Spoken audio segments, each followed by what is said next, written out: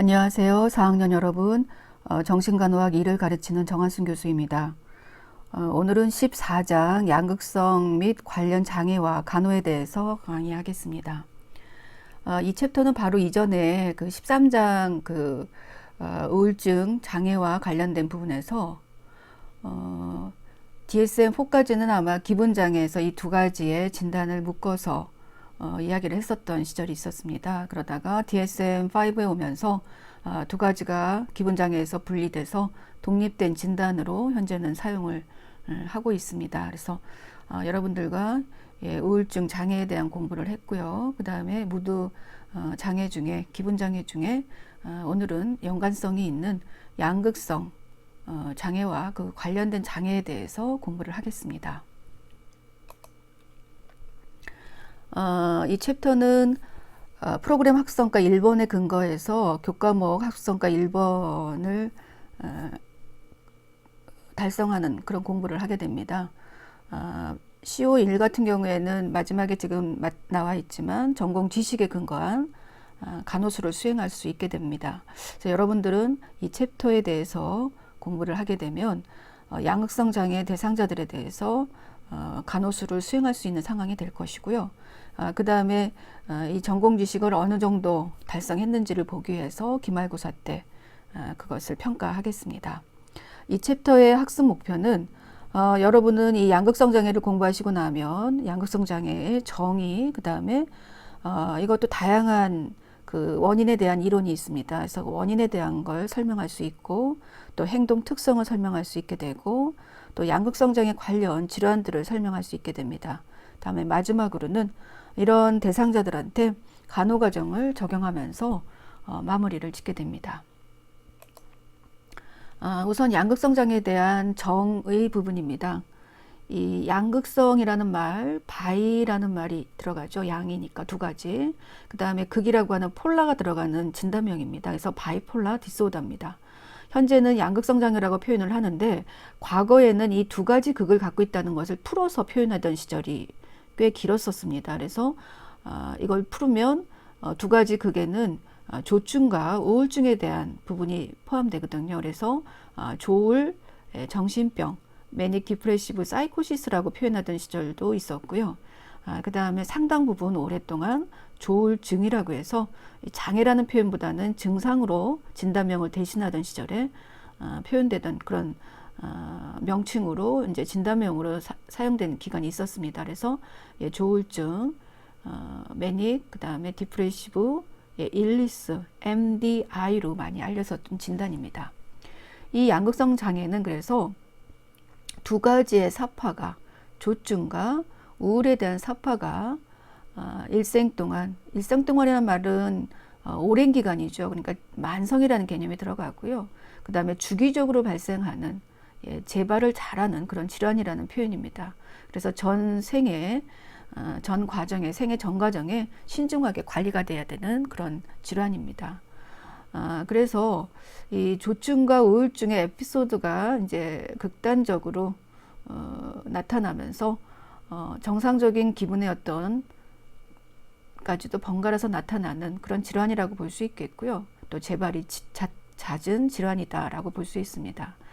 그 사람에 따라서는 조증 사파가 좀 더 많이 자주 나타날 수 있고 아니면 우울증의 사파가 더 자주 나타날 수도 있습니다. 뭐 각 기간 사파의 기간은 다양하다라고 볼 수 있습니다. 또 그 다음에 임상에서는 많이 고려해야 될 부분인데요. 양극성 두 가지 극을 갖고 있는 그 두 가지 극 중에는 조증과 우울증이라는 표현이 있었기 때문에 임상에서 보면은 양극성 장애 주요 우울 사파가 그러니까 주요 우울증에 대한 증상이 명백하게 보이는 시기를 우리가 에피소드 사파라는 표현을 썼는데요. 이렇게 양극성 장애 주요 우울 사파가 주요 우울 장애로 진단된 경우가 상당히 많습니다. 왜 그러느냐면 양극성 장애 주요 우울 사파가 한 번만 보이고 그 다음에 양극성의 다른 극의 양상이 보이는 게 아니고 계속 재발할 때 보면 상당히 오랜 기간 동안 주요 우울증, 주요 우울 장애에 대한 에피소드가 보이기 때문에 이 사람은 하나의 극만 갖고 있는 사람, 주요 우울 장애, 그죠? 단극성의 양상이구나라고 진단을 붙이게 됩니다.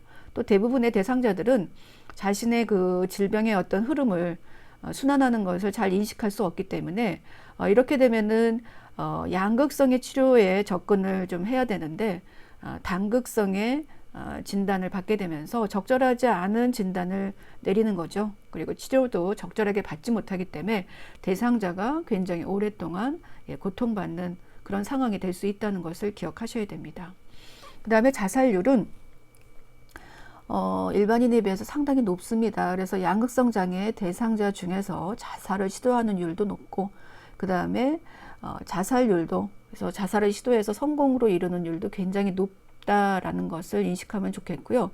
특히 어느 시기냐면 양극성 장애 중에 한 가지 주요 우울 사파, 우리도 주요 우울 장애에서 굉장히 그 자살 시도하고 계획하고 뭐 이런 것들에 대한 얘기가 나왔는데, 이 양극성 장애 중에서도 주요 우울 사파가 보이는 시기에 자살 가능성이 많은 것을 이제 주의해야 됩니다. 이 양극성 장애 관련해서는 굉장히 오래전부터 진단되어 온 그런 질환이다라고 볼 수 있는데요. 1854년부터 펠렛이라는 사람에 의해서 한 사람을 두고 봤더니 감정이 가라앉는 시기와 조증에 올라가는 시기가 교대로 나타난다는 것을 발견한 그런 인물이고요. 그 다음에 1896년에 크레펠렌은 정신분열증에 대한 진단명을 붙인 사람이죠. 죄송합니다. 조기 치매라는 진단을, 여러 가지 증상을 모아서 조기 치매라는 진단을 붙인 인물인데요. 그걸 가지고 나중에 브로일러가 이제 정신분열증이라는 진단을 붙이게 되죠. 그랬던 그 크레펠러는 이러한 어떤 양상을 조울 정신병이다, 매닉 디프레시브 사이코시스다라고 명명을 하게 됩니다. 자, 그러면 원인을 보겠습니다. 선생님이 그 우울장애를 공부할 때, 우울증 장애를 공부할 때 그 파란색 글씨를 중심으로 보라고 이제 말씀을 드렸는데요. 양이 좀 많기 때문에 좀 더 효율적으로 공부하라는 그런 의미입니다. 제일 먼저 생물학적인 원인에 대해서 말씀을 드리는데, 생물학적인 원인에서는 대부분 먼저 유전적인 요인을 가지고 얘기합니다. 그래서 과연 유전적인 소인이 있느냐 없느냐. 이 양극성 장애는 우울장애랑 마찬가지로요. 유전적인 소인이 굉장히 높은 질환이다라는 것을 볼 수 있습니다. 그래서 여기 지금 나와 있는 내용들을 전부 보시면 굉장히 그 유전적인 소인이 높다라는 그런 질환으로 이야기할 수 있습니다. 다시 말씀드리지만 유전적인 소인이 높은 질환이지 유전적 질환이다 이렇게 표현을 하지는 않습니다. 그래서 여러분들이 이 질환이 유전적 질환이냐 아니면 유전적 소인이 높은 질환이냐, 이거에 대해서 구별할 수는 명백하게 있어야 됩니다. 그렇지만 이런 상황임에도 불구하고 그 발병, 유전적인 소인이 높다는 것에 대한 발병 원인은 명확하게 밝혀지지 않은 상황이다 라고 이제 얘기할 수 있습니다. 자, 두 번째는 신경생물학적인 요인입니다. 이 양극성 장애 대상자에서는 신경생물학적인 부분에서는 뇌신경 전달 물질을 가지고 얘기를 하겠습니다. 그래서 보니까 뇌신경 전달 물질의 이상이 관찰되면서, 그죠? 그것이 원인이 돼서 조증의 양상을 보이더라, 아니면 양극성 장애의 양상을 보이더라는 겁니다. 자, 그랬을 때 신경 전달 물질, 어떤 신경 전달 물질이냐면 변연계, 림빅 시스템 안에 있는 이 변연계라는 것은 시스템을 이룬다 해서 뭐 시상이나 시상하부, 해마, 편도 이러한 기관들을 모아서 우리가 시스템이라는 얘기를 했는데, 이런 변연계 내에 있는 아민계 신경 전달 물질의 시스템에 기능상의 손상이 왔을 때 바로 양극성 장애 문제가 생긴다라고 이야기합니다. 그랬을 때 어떤 문제가 생기냐면, 이 기능상의 문제가 생기면 식욕이나 성기능과 관련된 본능적인 행위에 문제가 생기겠고요. 그 다음에 공포스럽거나 아니면 분노와 같은 감정 조절 상태에 문제가 생길 것이고, 또 학습이나 기억 과정에서도 영향을 줄 수 있고, 또 변형계와 함께 뇌관이 상호작용하면서 수면이나 각성에도 영향을 줍니다. 또 이것을 단적으로 얘기하면 이 세로토닌이나 노에피네프린, 도파민 등의 아민계 신경 전달 물질이 결핍이 되면 우울증의 양상이 될 수 있고, 또 과다 시에는 조증이 발생한다라고 볼 수 있습니다. 자, 그 다음에 신경해부학적인 요인에서 그 원인을 찾아보면, 양극성 장애 대상자들은 뇌 영상 연구를 보면 구조적으로, 기능적으로 그 변화된 소견을 관찰할 수 있습니다. 그래서 우리는 CT나 MRI를 보면, 또 펫이나 스펙을 보면 그 변화된 양상을 볼 수 있겠고요. 특히 뇌기능 영상 검사에서 양극성 장애로 가장 많이 영향을 받는 그런 기관이 바로 림빅 시스템의 변화된 소견이다라고 이야기를 할 수 있습니다. 자, 네 번째는 신경 내분비계 요인입니다. 이 양극성 장애 대상자들은 스트레스를 받죠. 스트레스 굉장히 많이 받는데 그 스트레스에 대한 반응으로 시상하부, 뇌하수체, 부신피질축, 하이포달라믹, 피투이터리, 그 다음에 아드레날 코티컬 엑시스, HPA 엑시스가 과도하게 활성화된 걸 볼 수 있다 라고 말씀드리고요. 그 다음에 갑상생 축의 기능이 이상이 오는 것을 볼 수 있어서 이 갑상선 기능이 항진되면서 2차적으로 조증이 유발되는 것이다 라고 이야기합니다. 또 다섯 번째 원인으로 일주기 리듬을 이야기를 합니다. 이 양극성 장애도 우울증 장애처럼 그 질환 자체가 가진 주기성이 있기 때문에 그 바로 일주기 리듬의 조절 이상이 오면 양극성 장애가 발생하고, 그렇죠? 그다음에 임상 양상에 영향을 주는 것으로 볼 수 있습니다. 그다음에 여섯 번째가 약물과 신체 질환에 의해서 정서적인 변화가 유발되면서 그것이 양극성 장애로 연결될 수가 있다라고 이야기를 합니다. 자, 두 번째 큰 원인은 정신사회적 원인입니다. 이 정신사회적 원인 중에는 제일 먼저 정신역동적 요인을 가지고 말씀을 드리겠습니다. 이 정신역동적 요인에서 특히 정신분석적 측면에서 보면은 이 양극성 장애 그 중에서도 두 가지 극증의 조증 사파를 보이는 대상자를 보면 왜냐면은 여러분들과는 이전 시간에 그 다이나믹을 얘기할 때 우울증 대상자들을 두고 우울증 사파를 보이는 우울증 사파 대상자의 다이나믹을 이야기했었습니다.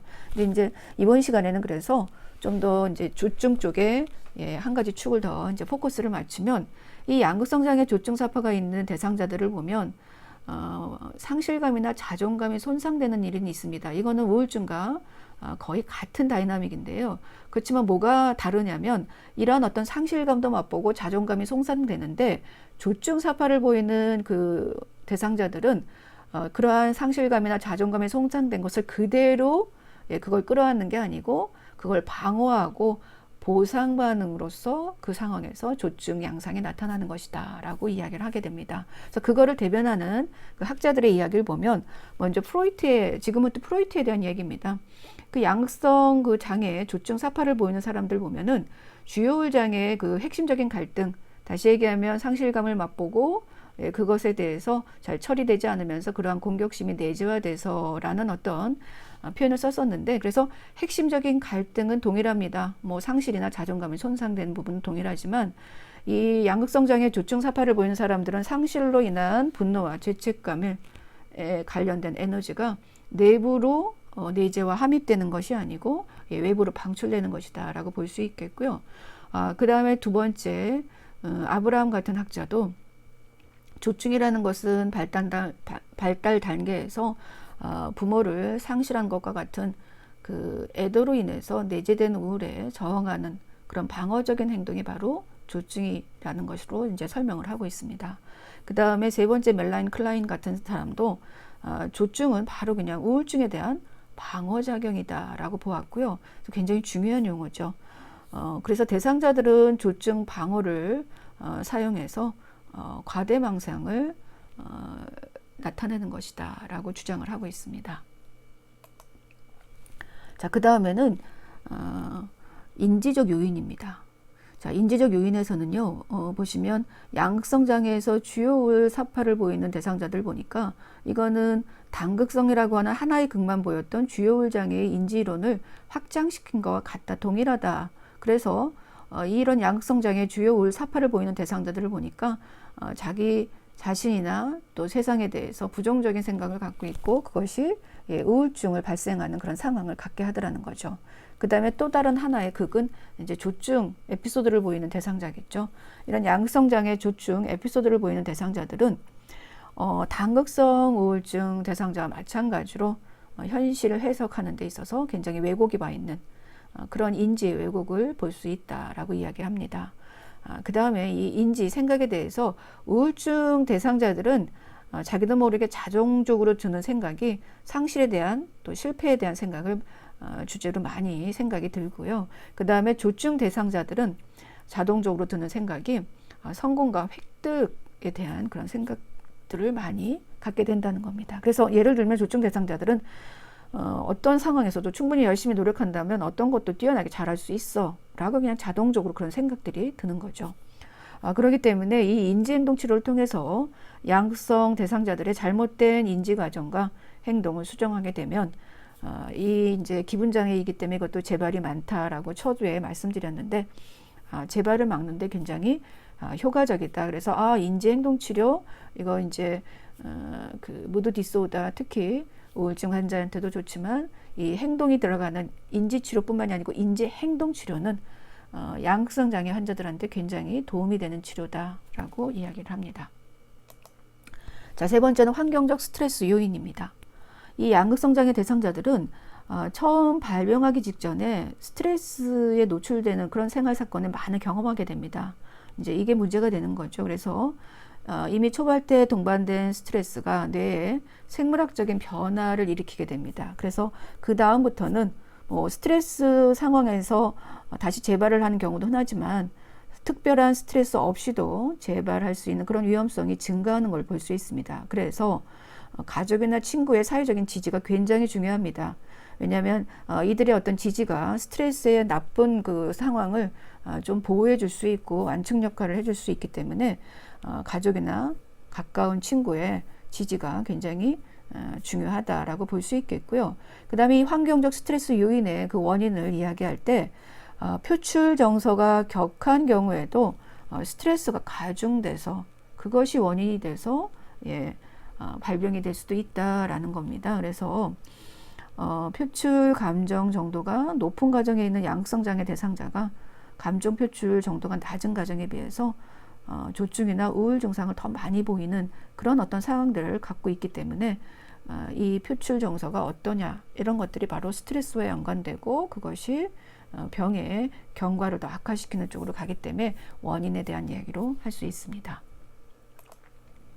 자, 그 다음에는 행동 특성입니다. 여기 나와 있는 내용들을 조금 이제 눈여겨보시면 좋겠는데 특히 파란 글씨 눈여겨보시고요. 그 다음에 까만 글씨지만 조금 볼딩을 하고 이렇게 처리한 것들을 또 좀 눈여겨보시면 좋습니다. 이 조증 대상자들은 기분이 굉장히 유쾌하죠. 유포릭하죠. 근데 거기서 끝나는 게 아니고 거기서 더 심해지는 의기양양에 기고만장해지고 심지어는 과도하게 흥분 상태에서 엑스타시 상황, 황홀감에 빠지는 그런 것을 볼 수 있습니다. 이런 상황이 되면은 점점 자신이 최고이고 더할 나위 없는 사람이라는 극단적인 자기 확신을 갖게 되고요. 이 조증의 흥분 상태에서 말이 많아지고 그러니까 토카티브하다는 표현을 쓰죠. 그 다음에 과다 행동을 보이게 됩니다. 이러한 병리적인 현상과 함께 대상자들이 혼란스러워할 때는 스스로가 통제가 안 되는 상황입니다. 그래서 치료팀에 의해서 이제 통제를 해주게 되는데 그때 환자도 보호하고 이런 그 혼란스럽고 과다 행동을 보일 때 다른 환자까지도 보호하기 위해서는 환자를 좀 제한된 공간에 들어가게 합니다. 그래서 격리실 SR Seclusion Room에 들어가게 하고요. 그 다음에 환자가 더 흥분돼서 이런 제한된 공간에 들어가면 더 흥분을 하게 되죠. 그래서 환자에게 신체 보호대 피지컬 리스트레인트 그 이니셜만 따서 PR을 해줄 수도 있습니다. 근데 이 PR을 해줄 때는 끈이 존재하기 때문에 정신과에서는 SR에 들어가고 PR을 해준다. 이렇게 되면 닥터의 오더를 반드시 받아야 되는데 출입문을 잠그는 락킹 오더를 꼭 받아야 됩니다. 근데 이제 환자가 굉장히 흥분스러운 상황에서 몸싸움과 함께 억지로 격리실에 들어가고 그 다음에 PR을 받았기 때문에 굉장히 흥분된 상태로 아주 힘들게 그 상황을 맞이하게 됩니다. 그래서 환자를 좀 안정시키기 위해서 진정제를 투여하면서 환자를 조금 캄다운 시키는 그런 상황을 갖게 합니다. 이럴 때 보니까 조증 대상자가 기분이 고양되고 생각이 굉장히 팽창돼서 과대한 생각을 하고 아이디어가 쇄도하고 주의 산만하고 운동성이 막 올라가면서 수면 욕구가 감소해서 거의 잠도 안 잘 때 보면은 죄의식이나 부끄러움을 거의 느끼질 못합니다. 그러면서 굉장히 위험한 상황인데도 불구하고 위험한 상황을 관심이 없고 위험한 상황도 부정하는 그런 양상을 볼 수 있기 때문에 이 그 조증 환자의 이런 양상들이 나타날 때는 일단 환자의 안전이 굉장히 중요하다라고 생각을 하시면 좋을 것 같습니다. 또 대화할 때 보면 대화에도 장애가 생기고요. 그 조증 환자가 갖고 있는 어떤 증상 때문에, 그죠? 그 격렬한 양상 때문에 소리도 커지고 횡설수설하게 얘기하고, 또 뭐 심하게 되면 연극하는 것 같은 말투를 쓰고, 또 새로운 말을 만들어내는 신호조작증을 보이고, 또 사고가 한 주제에서 다른 주제로 팍팍팍 뛰는 것들을 보입니다. 이 사고의 비약을 보이는 것은 한 주제에서 다른 주제로 갈 때 사고 현상이 너무 빠르니까 이 주제에서 그냥 다른 주제로 막 뛰어넘는 그런 양상을 보이는 거죠. 또 과도 활동이나 또 위험에 대해서 무관심하고 주변 일에 일일이 참견하는 그런 양상을 보이기 때문에 너무 바쁩니다. 그래서 너무 바빠서 식사나 개인위생을 신경 쓰지 못하는 그런 양상을 볼 수 있습니다. 이제 이런 것들이 특성이죠. 그래서 관련된 표를 좀 보시면 굉장히 도움이 됩니다. 일단 조증 관련 그 대상자들의 행동 특성을 보면 감정이나 신체나 인지나 행동상에서의 그 특성을 볼 수 있는데, 여러분들은 뭐 감정은 보시면 다 아실 거고요. 그 다음에 신체에서도 거의 먹지 않고 과다 활동을 보이면서 끊임없이 뭔가 목표를 세우고 아이디어를 이제 막 내놓기 때문에 음식을 먹을 새가 없고 또 수분을 섭취할 새가 없습니다. 그렇게 돌아다니는 양에 비해서. 그러다 보면 탈수 현상에 부적절한 영양을 상태를 볼 수 있고, 그 다음에 거의 잠을 자지 않으면서 수면 욕구가 감소하는 걸 볼 수 있겠고요. 이렇게 먹지 않으니까 우울증에서는 우리가 체중의 변화라는 표현을 썼는데 여기는 명백하게 체중이 감소되는 걸 볼 수 있습니다. 인지상에서는 사고의 비약과 또 과대 망상의 사이코틱한 그 심텀을 보이게 되고요. 그 다음에 심해지면서 사고 현상의 이완. 그래서 이 주제에서 저 주제로 올라가는데 그게 사고의 비약이라는 상황으로 보일 수도 있지만 완전히 이제 그 사고의 이완이 되는 사고 현상에 장애가 오는 그 증상까지도 보일 수 있습니다. 그래서 눈여겨보시면 좋을 그 증상이고요. 행동 특성이고, 그 다음에 공격성을 많이 표출을 하게 되고, 과도한 소비를 해서 거의 뭔가 이 조증 양상이 나타나면은 이제 백화점에 가서 쇼핑을 한다고 하는데 옷을 이 행거에 있는 여기서부터 여기까지 그냥 사들인다든지, 아니면 책도 가면은 뭐 한쪽 벽면에 있는 책을 그대로 다 사들인다든지 뭐 이런 식이 돼서 집으로 이제 명세서가 날라오고 물건이 날라오는 겁니다. 그렇게 되면 가족들이 또 이게 증상이 대상자가 안 좋아지면서 뜨기 시작하는구나, 이런 거를 볼 수 있죠. 행동이 많아지고 과다 활동에 이런 에너지를 이렇게 쓰다 보니까 자신의 어떤 개인 위생을 챙길 만한 상황이 안 됩니다. 그래서 개인 위생이 굉장히 좋지가 않고 지나치게 성과 관련된 행동에 많이 몰두되는 걸 볼 수 있습니다. 자, 그렇다면 조증의 대상자들은 어떠한 기분을 갖고 있을까요? 우리는 보통 이제 지금 여기 나타났듯이 이 화살표처럼 이런 비교적 안정적인 어떤 정서를 갖고 있다가 어느 날 갑자기 뭐 특수한 상황, 굉장히 기분이 좋아질 만한 상황들을 맞닥뜨리게 되면 기분이 방 올라가죠. 그렇듯이 그만큼의 양상으로 이 조증을 갖고 있는 대상자들은 기분이 올라가는 겁니다. 어떻게 올라가냐면 현실에서는 그렇게 기분이 올라갈 만한 상황이 아닌데 기분이 굉장히 올라가면서 들뜨고 이런 상황에서 과장되게 자신감이 차 있는 그런 양상을 볼 수 있는 게 바로 조증이다. 양성장애에서 조증 양상이다 라고 볼 수 있습니다. 자, 그 다음에는 경조증입니다. 이 경조증, 하이포매니아라고 그러죠. 조증의 양상이 좀 경한 상태다. 그래서 앞에 나오는 경조증 환자들의 행동 특성을 여러분들은 꼭 기억을 하시는데 경조증과 비교하시면 좋습니다. 특별하게 기억을 한다는 의미는 뭐냐면 차이를 기억하시는 거죠. 그래서 조증 상태긴 조증 상태지만 경한, 하이포, 그죠? 그래서 지금 여기 넘버링에 파란 이제 그 줄을 글씨를 쳐놨는데 2번, 3번, 4번과 같은 양상은 보이는데 조증보다는 덜한 증상이고 정신병적인 양상, 뭐 가대망상까지 해서 사이코틱한 모습은 보이지 않고, 그 다음에 비교적 그 보이는 시기가 기간이 짧다, 이렇게 얘기할 수 있습니다. 그래서 잠깐 보시면 이 경조증의 어떤 에피소드를 보이는 중엔 굉장히 기분이 뜨고 바빠지고 주의가 산만해지고 자기 확신에 자기 도취에 자기 만족이 넘치고 또 심하게 돈을 쓰는 그런 양상은 보이지만 이반화할 정도가 되고 또 그것이 문제가 돼서 다른 사람에게도 스스로에게도 해가 될 정도는 아니다라는 개념으로 보시면 됩니다. 그 다음에 과장하거나 강조하는 말투가 나타나고 또 농담을 많이 하고요. 다른 사람과의 관계 형성이 피상적이고 또 요구가 많아지고 요구가 좌절되면 즉시 화를 내는 적개심을 보이게 됩니다. 또 문제에 어떤 직면하면은 그것을 해결하려고 맞닥뜨리질 않고 회피하는 성향이 있고 성에 굉장히 관심이 많은 걸 볼 수 있습니다. 그 다음에 양극성 그 장애 중에서 우울증의 에피소드를 보이는 그 부분에 대해서 이야기하겠습니다. 세 번째는 양극성 우울증입니다. 이 양극성 장애 주요우울 사파를 보이는 그 내용은 주요우울 장애의 증상과 동일하다라고 볼 수 있습니다. 그래서 어떤 양상이 보이냐면 이 주요우울 사파를 보이는 동안의 대상자들은 정신운동 지체, 사이코모터의 리타데이션이 나타나는 것이 특징적이다라고 볼 수 있겠고요. 급작스럽거나 수주에 걸쳐서 서서히 이거는 발병을 합니다. 조증 같은 경우에 좀 눈에 띄게 확 올라가는 게 있죠. 그 다음에 회복돼서 증상이 없어질 수도 있지만 이 바이폴라라는 개념으로 이제 조증으로 전환되는 양상을 볼 수가 있습니다. 자, 그래서 관련 장애를 공부할 텐데요.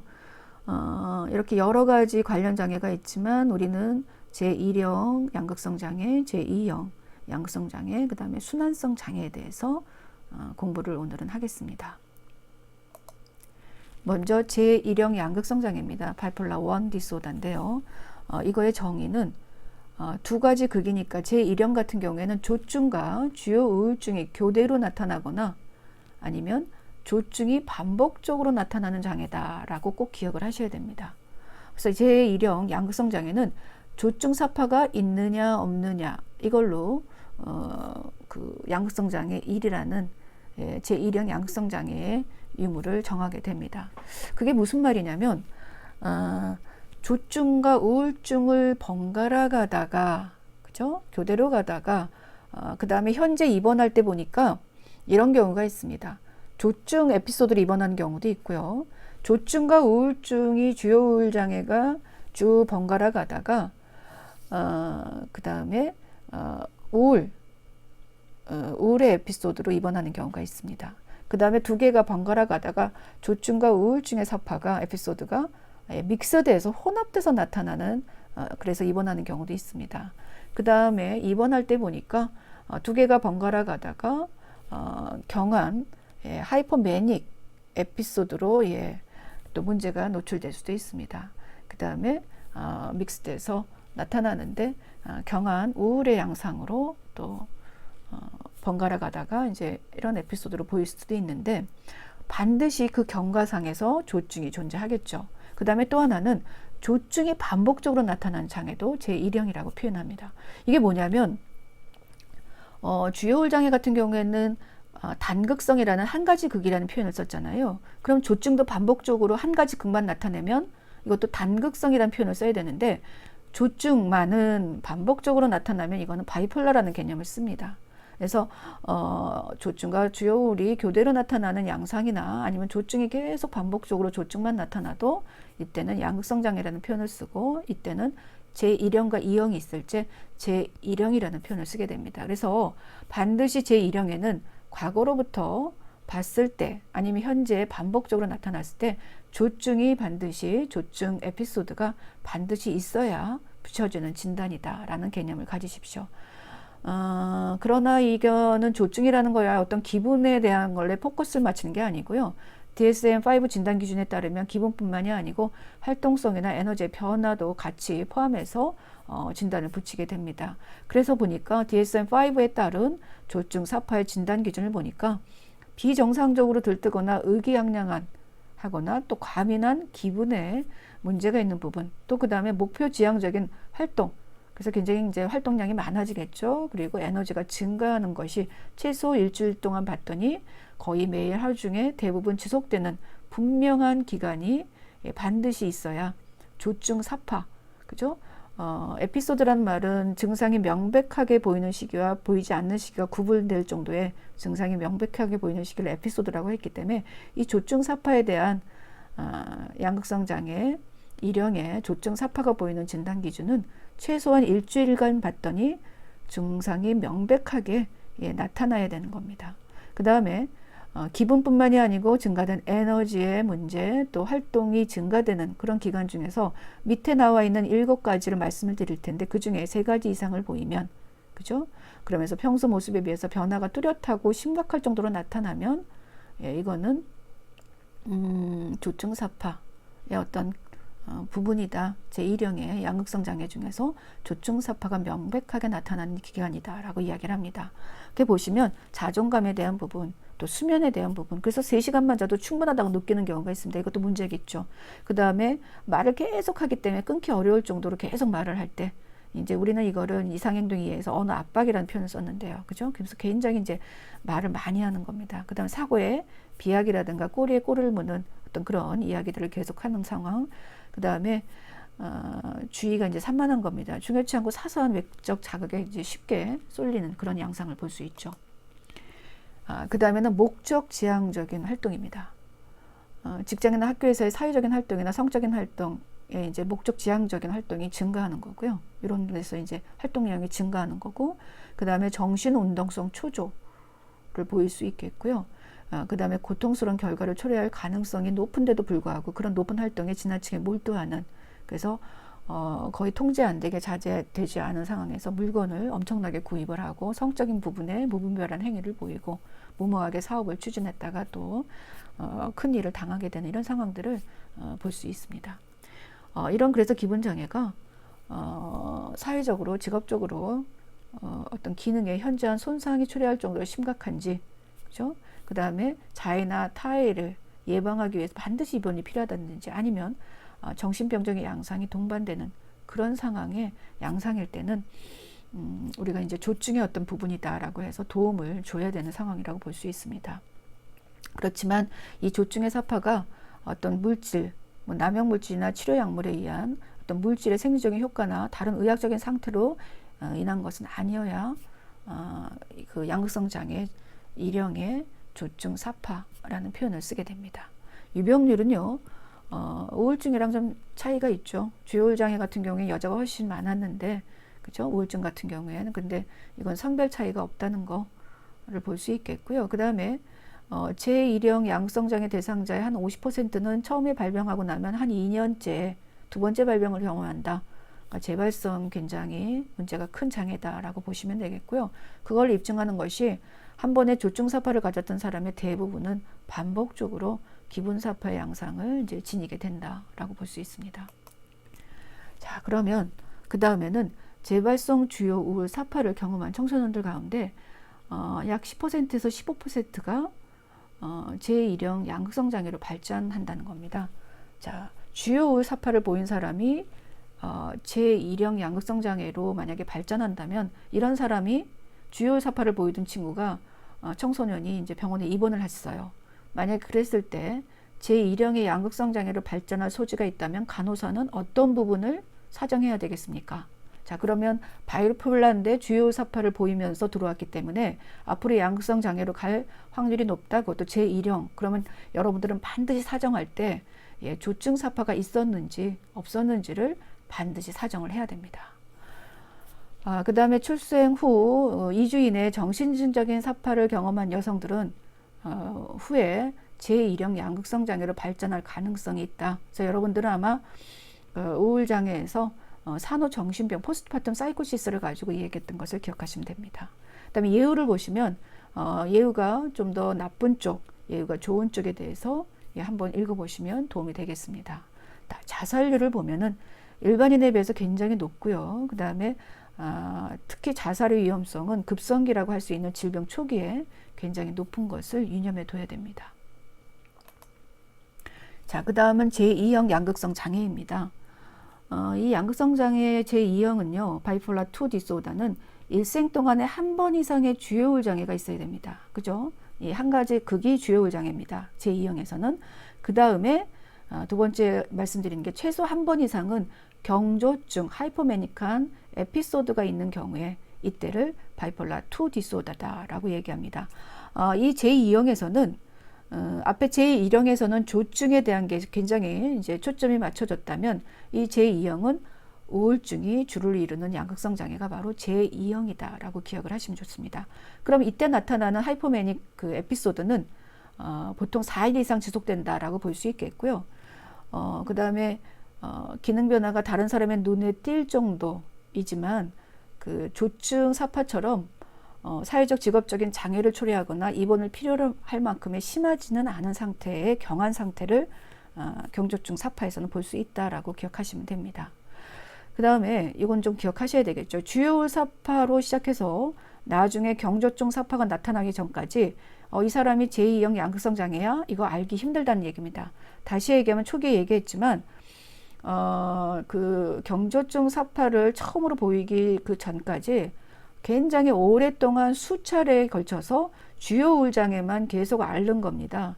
주요울 장애에 대한 그 에피소드만 이제 갖게 되는 거죠. 그럼 이 사람은 주요울 장애인데 재발을 잘하는구나.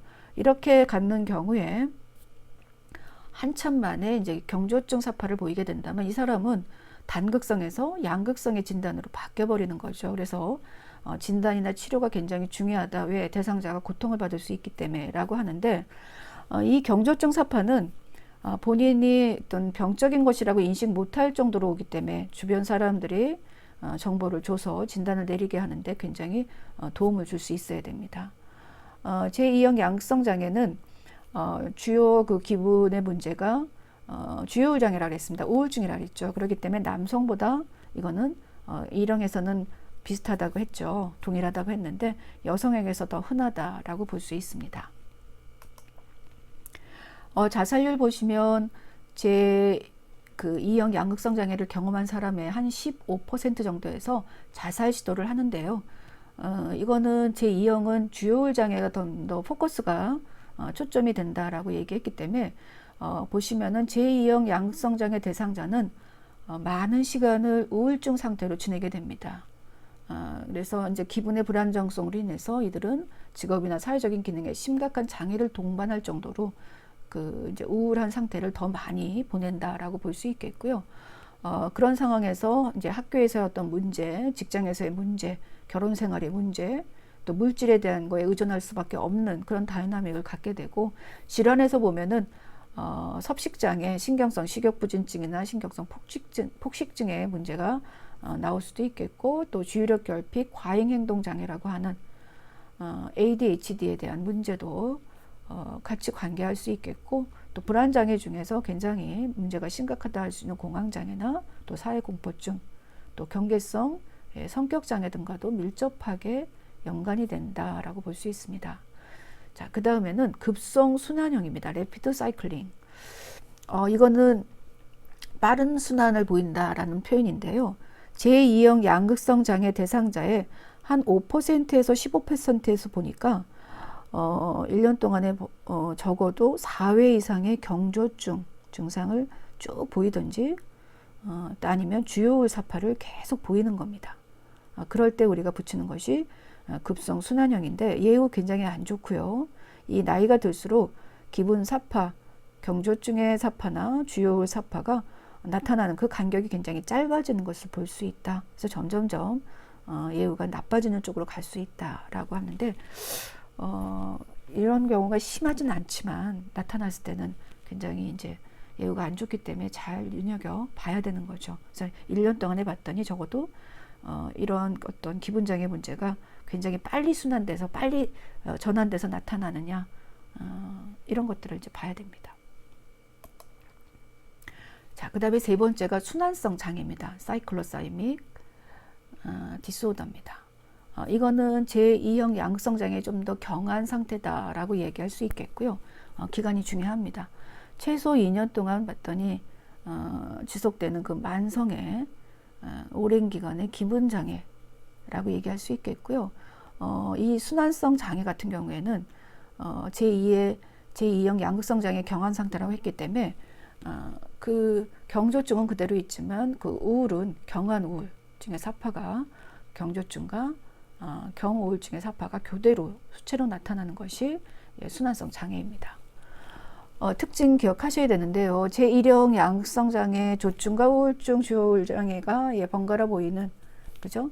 제1형 양극성 장애보다는 주기가 좀 짧고 불규칙적이고 또 경한 조증에서 경한 우울증으로 급격하게 기분 변화, 무드 스윙을 보이는 것이 특징이다라고 볼 수 있습니다. 알코올이나 약물의 남용이 있던 그 대상자들한테서 좀 많고요. 그 다음에 성격 장애를 동반하기도 하고, 또 어린 시절에 구강기적인 갈등이 있었던 사람, 트라우마를 겪었던 사람, 또 어떤 시기에 정서적인 문제가 있어 거기에 고착된 사람들, 또 인간관계, 대상과의 관계에서 혼란을 가졌던 그런 역동적인 원인을 갖고 있는 사람에서 많이 연관이 되는 걸 볼 수 있습니다. 그래서 감별 진단이 성격 장애나 물질 관련 장애와 좀 감별을 할 필요는 있다라고 이야기하고요. 그 다음에 유병률을 보면 평생 유병률은 한 1% 정도라고 하는데, 이것도 또 우울증에 좀 비중을 두고 남성보다 여성의 발병 빈도가 좀 높다라고 볼 수 있습니다. 그 예후를 보시면 대상자의 한 3분의 1은 그죠? 제2형 양극성 장애, 제2형 양극성 장애는 여러분들 이 순환성 장애는 제2형을 가지고 좀 비교를 하면서 이야기했기 때문에 제2형 양극성 장애로 발전할 가능성도 있고, 그 다음에 주요 우울 장애로 발전할 가능성도 있습니다. 그래서 남성보다는 여성의 발병 빈도가 좀 높다라는 걸로 연결해서 보시면 됩니다. 자, 이 그림은 우리 교재 250페이지에 있는 건데요. 같이 한번 보시면 도움이 될 것 같습니다. 자, 1번 그림 보시면 정상의 기분에서 쭉 내려가서 그렇죠? 분명하게 주요 우울 장애 양상을 보이다가 올라가는 겁니다. 주요 우울 장애라고 보기는 뭐하지만 분명하게 이 시기에 주요 우울에 대한 에피소드, 사파를 보이는 시기가 있었다라는 표현을 쓰고 있는 거고요. 자, 그 다음에 두 번째는 좀 경한 우울증, 슬픔, 그죠? 요 정도의 어떤 슬픔을 보이다가 그 다음에 좀 올라갈 때 보니까 올라가도 많이 올라가지 않고 경한 조증, 하이포매닉의 양상을 보이는 것이 번갈아 오더라. 그러면 경한 조증에서 경한 우울증을 번갈아 간다 라고 얘기하면 여러분들 순환성 장애를 기억하시면 좋겠죠. 그 다음에 이제 3번처럼 정상적인 기분에서 기분이 좀 내려가는데 어느 정도 내려가냐면 경한 우울증 정도, 슬픔을 맞이한 정도로 쭉 그것도 오랜 기간 지속해서 갑니다. 그럴 때는 지속성 우울장애. 이건 여러분들 지속성 우울장애가 왜 나왔냐 갑자기 그러겠지만, 그 우울장애랑 그 다음에 이 지금 양극성 장애는 같은 무드 디소더로 묶여 있었다 그랬죠. 그래서 두 가지를 이렇게 같이 볼 수 있으면 참 좋습니다. 그 다음에 이제 네 번째는 올라갈 때는 보니까 이제 경한 조증까지 올라갑니다. 근데 내려갈 때 감정을 보니까 주요 우울 상황까지 내려가는 거죠. 이것이 번갈아 나타나더라 라고 얘기할 때는 주요 우울 장애가 저주가 되고 그 다음에 경조증의 양상을 나타내서 두 가지 극을 보이는 제2형 양극성 장애를 기억하시면 도움이 될 것 같습니다. 자, 그 다음이 5번입니다. 청색은요, 올라갈 때 보니까 기분이 조증까지 올라가는 것을 볼 수 있겠고요. 그 다음에 내려갈 때 기분은 보니까 주요 우울증까지 내려가는 것을 볼 수 있습니다. 그러면 조증에서부터 주요 우울증, 그렇지만 이것은 올라갔다 내려갔다 하다가 그 당시에 어떤 에피소드로 입원하느냐로 진단명이 갈릴 수는 있지만 반드시 과거에서 지금까지 보면 조증이라는 것이 있다라고 볼 수 있는 게 바로 조증의 주가 되는 양극성 장애 제1형 양극성 장애를 가지고 나타낸 그림이다 라고 볼 수 있습니다. 그렇게 보면 노란색은 이제 정상적인 정서를 볼 수 있는 거죠. 자, 그림 하나 더 보겠습니다. 요거는 이제 직접 그려서 여러분들한테 좀 전달하고 싶은 부분이어서 이제 말씀을 드리는데요. 이건 이 정도까지는 이제 정상의 어떤 노말의 양상이다, 노말의 어떤 무드를 갖고 있다라고 볼 수 있는데요. 자, 보시면 너무나 이제 요거는 쉽게 좀 표현해 놨죠. 올라갈 때 기분을 보니까 경조증의 하이포매닉한 상태이고, 내려갈 때 기분을 보니까 마일드하게 경하게 디프레션을 보이고 있더라. 이것이 번갈아 나타나더라. 그러면 순환성 장애, 사이클로사이믹 디스오더라는 표현을 쓰죠. 그 다음에 이 초록색은 올라갈 때 보니까 경한 조증까지 올라가는데 내려갈 때 보니까 주요 우울 장애까지 내려가더라. 그러면 바이폴라 2 디스오더, 주요울 장애가 추가되는 주요울 장애의 정서가 추가되는 그런 진단이라고 볼 수 있겠고요. 자, 그 다음에 매번 그 정서에 문제가 생기는데 보니까 올라가는 증상이 반복되더라. 조증만 보이는 겁니다. 이거는 우리가 약속을 했다라는 표현을 썼는데요. 한 가지 극만 보이지만 조증만 보일 때는 우리가 바이폴라라는 개념을 썼고 1형과 2형 중에 1형이라는 개념을 썼습니다. 근데 이렇게 표현할 수 있겠죠. 바이폴라 1 디소더인데 뭐만 보이느냐? 하나, 어떤 거? 매닉 에피소드만 보인다. 그래서 싱글 매닉 에피소드라는 표현을 쓰게 됩니다. 그 다음에 이제 그 마지막 건데요. 대상자가 병원에 입원했는데 아까 이제 조증과 우울증의 제1형을 얘기하면서 어떤 상태로 입원했는 어떤 에피소드가 보이느냐.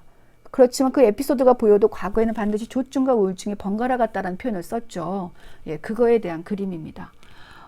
이 대상자가 입원했는데 보니까 어떤 상황이었냐면 그 매닉에 올라가는 정도로 기분이 붕 떴다가 그 다음에는 내려갈 때는 주요울 장애의 어떤 양상까지 내려가는 걸 볼 수 있습니다. 그래서 그렇게 내려가는 것과 올라가는 것이 동시에 보이는 양상, 사파를 보이더라.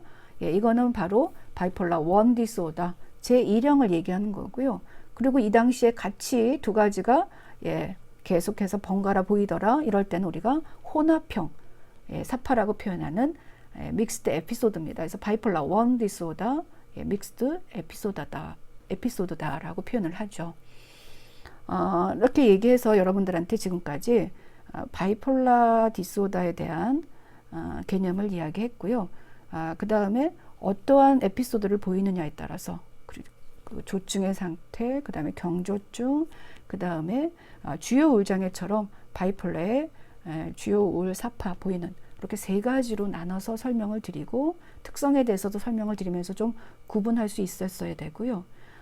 그 다음에 그걸 가지고 요 앞에서 또 지금의 어떤 페이지에서 그래프를 가지고 그림을 가지고 질환을 좀 확인하는 그런 작업을 가졌습니다. 자, 그럼 여러분들 잠깐 쉬고요. 그 다음 파트, 뒷파트로 간호과정 파트로 들어갈까 합니다.